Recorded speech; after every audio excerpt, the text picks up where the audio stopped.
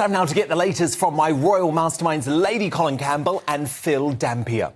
And after a bombshell ruling by a US judge, the Duchess of Sussex has lost her legal battle to avoid giving evidence in a defamation case brought by her sister, Samantha Markle.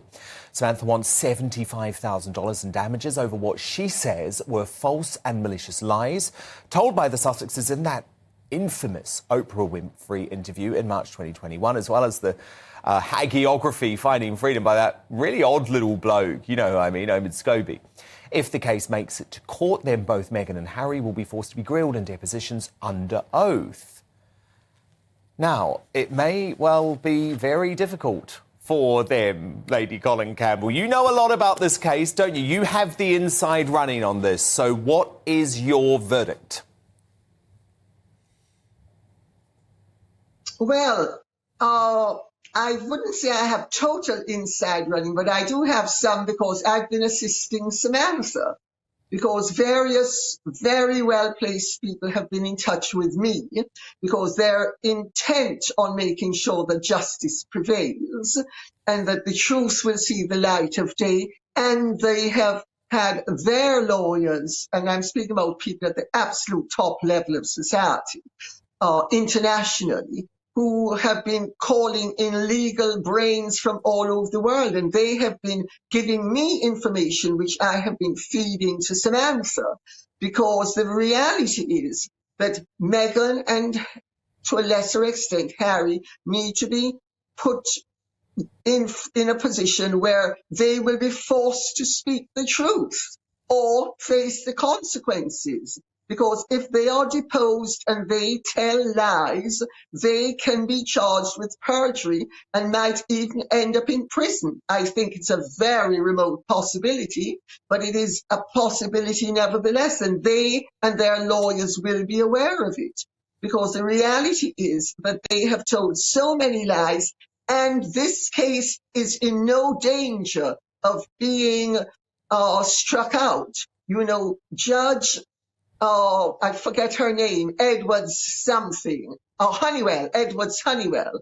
She says that, you know, some of the claims might be struck out, but in reality, the substance of the claim is sufficiently sound that Harry and Meghan have to give depositions under oath, being televised, being taped.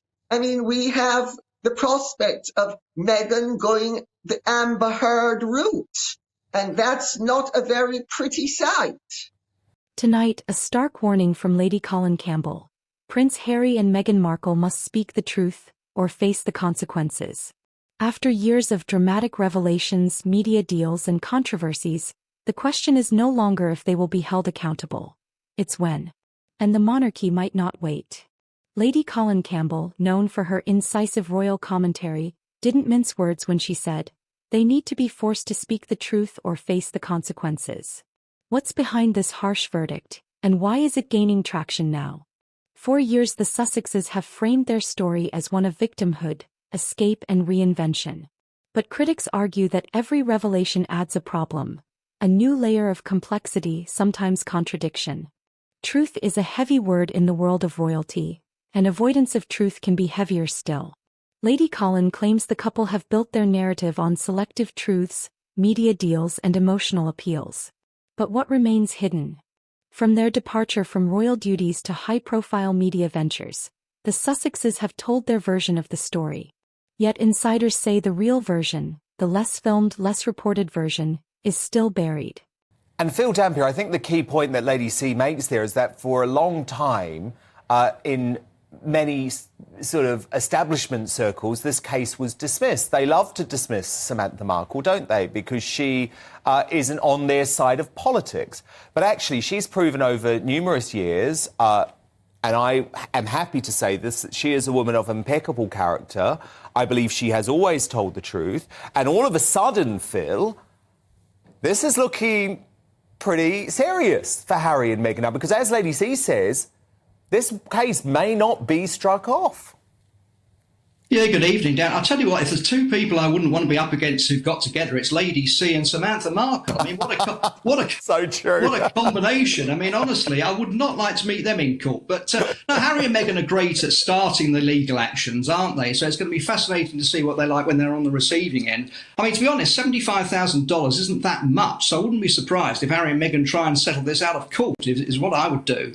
But I think, Lady C's right. Samantha Markle's got the bit between her teeth, and she wants to call her own father as one of the witnesses. She wants Harry and Meghan to admit that the Queen wasn't a racist and that King Charles isn't a racist. So it could be an incredible court case. And of course, a really good lawyer could make them really kick them around in court and put them on the spot. It could be very, very nasty for them if it goes ahead. And what happens next? Lady Colin believes the monarchy is already quietly shifting gears. Patience has limits. The Crown watches. The public watches. If Harry and Meghan don't choose to speak truthfully, consequences may follow, not just from media, but from institutions that cannot afford endless nuance. This isn't about hate or scandal. It's about clarity, legacy, and the future of a monarchy under pressure. Consequences can take many forms. Lady Colin warns: reputational collapse, loss of credibility, diminished influence, or even legal and financial ramifications. The world they built on narrative may crack if the truth they've avoided emerges. And for Meghan and Harry, the fallout could reshape everything, from partnerships to public trust, from media relevance to their own legacy. But it's not too late. Speaking truthfully, admitting mistakes, shifting focus from self to service, these could all be part of a comeback. Of course, and it is important that you do mention Thomas Markle, because before he had his really unfortunate stroke, which at the moment has robbed him of his ability to speak, he appeared on this show and said he would absolutely appear in court to back Samantha Markle in this case. So he remains a key part of the case as well.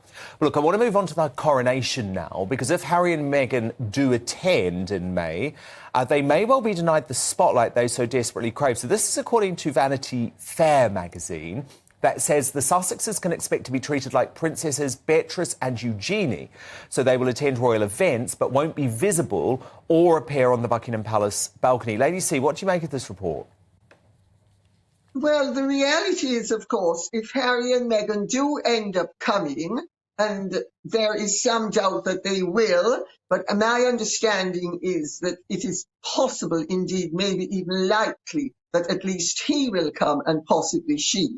They need to be treated with sufficient respect, as would be warranted by their position. But the reality is, coronations used to be done by presidents.